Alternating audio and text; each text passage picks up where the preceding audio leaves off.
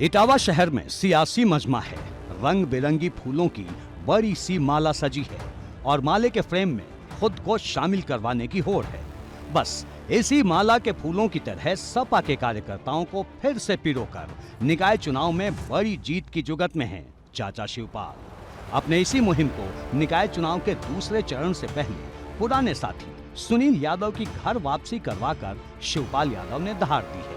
सुनील यादव जैसे कार्यकर्ताओं की वापसी होते ही शिवपाल ने सपा की सफलता का दावा तो ठोका ही, भाजपा पर भी जमकर भड़ास निकाली।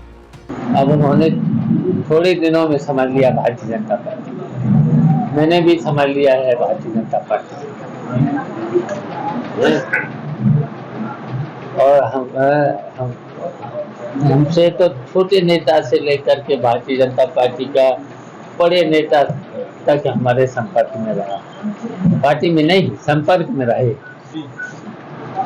मैं तो पार्टी में नहीं संपर्क में रहे, हमसे मिलने आते थे, छोटे नेता से लेकर के बड़े नेता। और सुनील ने भी बहुत जल्दी समझ लिया है।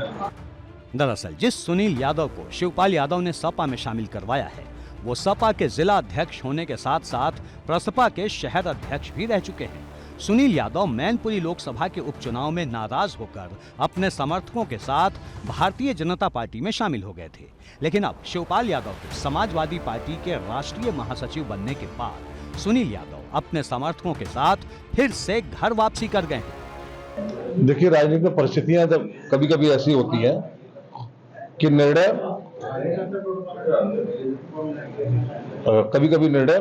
न चाहते हुए भी हो जाते हैं। और हमने जो अभी जैसा कहा था कि हम लोग ईश्वर को मानने वाले लोग हैं, अल्लाह को मानने वाले लोग हैं, हम ये जानते हैं, आम इंसान हैं हम लोग, तो गलती आना स्वाभाविक है। लेकिन जो व्यक्ति उसका सुधार कर ले और पुनः उस रास्ते पर चले जहां उसको जरूरत है, तो मेरा मानना है कि हम बहुत अपने नेता को बड़ा हृदय का मानते हैं। उन्होंने हम सबको थोड़ा स्वीकार किया और जो अपेक्षा उन्होंने हम लोगों से की है, बहुत बड़ा संगठन, बहुत बड़ा समय रहा हम लोगों को। 20-22 वर्षों तक हम लोगों ने विपक्ष की राजनीति की, हम लोग कभी सुविधा भोगी नहीं रहे। मौका भले ही एक पुराने साथी को पार्टी में घर वापस करवाने का था, लेकिन इस मौके पर भी कार्यकर्ताओं के सामने शिवपाल ने भाजपा के खिलाफ घमासान का मंत्र दिया। जाहिर है वक्त निकाय युद्ध का है, लेकिन बिसात 2024 की बिछाई जा रही है, क्योंकि गुरुवार को भी इटावा की धरती पर शिवपाल यादव ने 2024 की हुंकार भरी थी। दरअसल मैनपुरी उपचुनाव के बाद चाचा भतीजे सारे आपसी गिले शिकवे भुलाकर एक साथ आए तो शिवपाल ने अपनी पार्टी प्रगतिशील समाजवादी पार्टी का सपा में विलय कर मरते दम तक पार्टी में रहने का ऐलान भी कर दिया था। ऐसे में अखिलेश यादव ने शिवपाल यादव को महासचिव बनाकर सम्मान भी दिया और भरोसा भी जताया। उसी भरोसे की भरपाई की कोशिश में जुटे हैं शिवपाल। वहीं भाजपा उन पर चुभने वाले निशाने साध रही है। मुझे लगता है उन्हें आत्मचिंतन, आत्मलोकन करना चाहिए कि पहले जो शिवपाल जी बोलते थे अखिलेश जी के बारे में, वो उन्होंने कहाँ से सीखा था, और अब पक्ष में बोलने लगे वो उन्होंने कहाँ से सीखा था। मुझे लगता है खुद दूसरों को आईना दिखाने से पहले खुद आईना देखना चाहिए।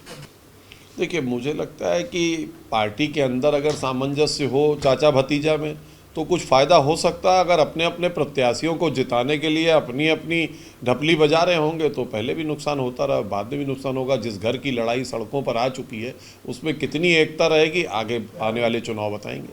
साफ है कि सपा की जीत की खातिर अपने गढ़ में पसीना बहा रहे शिवपाल पर सिर्फ सपा के दिग्गजों की ही नहीं बल्कि भाजपा की भी नजर है। अब सवाल है कि क्या 2024 के महाभारत में शिवपाल मैनपुरी उपचुनाव जैसी जीत की कामयाबी दूसरी जगहों पर भी दोहरा पाएंगे।